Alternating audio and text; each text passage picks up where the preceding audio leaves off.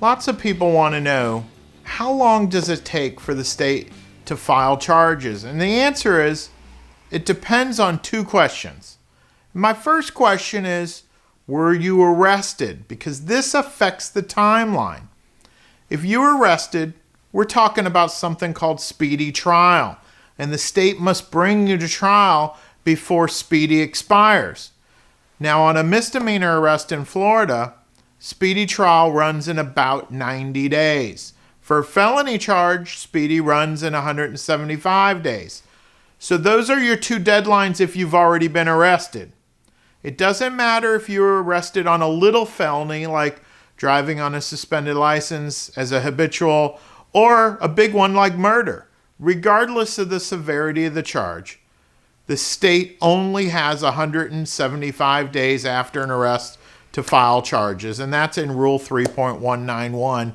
And there are entire books written about Florida speedy trial laws.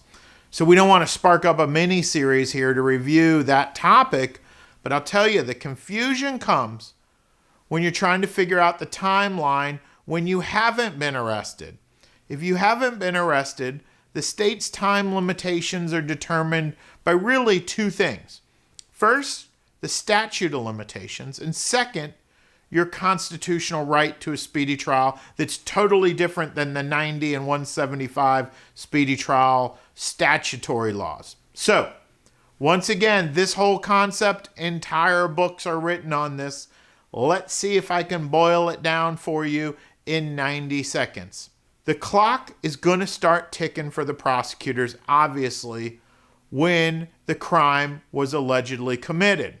And then if you've got nobody arrested and a crime committed, the state has 3 to 4 years to arrest that citizen on that crime, depending on the severity of the charge. If the charge is serious, like a first-degree felony, the prosecutors have got to file within 4 years. But capital crimes, keep in mind, have no statute of limitations. Capital murder or molestation, you can be arrested on that at any time, even 40 years later. So, all other felonies, 3 years. That's the limit. Second and third degree felonies, 3 years. That's the limit. Let me also mention to you that misdemeanors obviously have an even shorter time. A first degree misdemeanor should be filed on within 2 years. Lots of exceptions to the statute of limitations and how much time the state has to do these things. For example, theft crimes, they get extended 5 to 6 years, depending on the circumstances, of course. But what I've left out is the most important analysis of this time frame issue.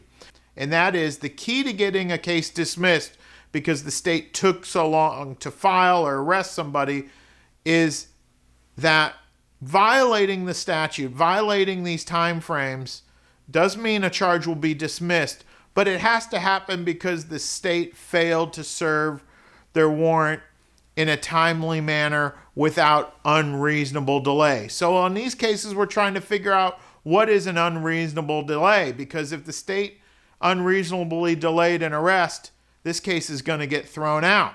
They've got to show some effort to get the case going. And I want to give you an example. So remember that almost all felonies have a 3-year deadline. And our real life story today involves a guy named Watkins, and he was arrested 4 years after an incident. So Watkins' defense attorney asked the judge for dismissal, and that was granted based on the fact that the statute of limitations said he had to be served within 3 years. The reason they dismissed it at the 4-year mark wasn't just because it was the 4-year mark, remember. It was the unreasonableness of the delay, because the prosecutors only attempted to serve him with a warrant one time in 4 years. That one attempt was considered an unreasonable delay.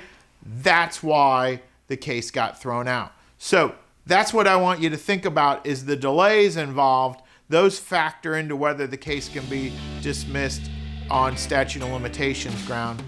I do wish you luck. Thanks for watching, and take care.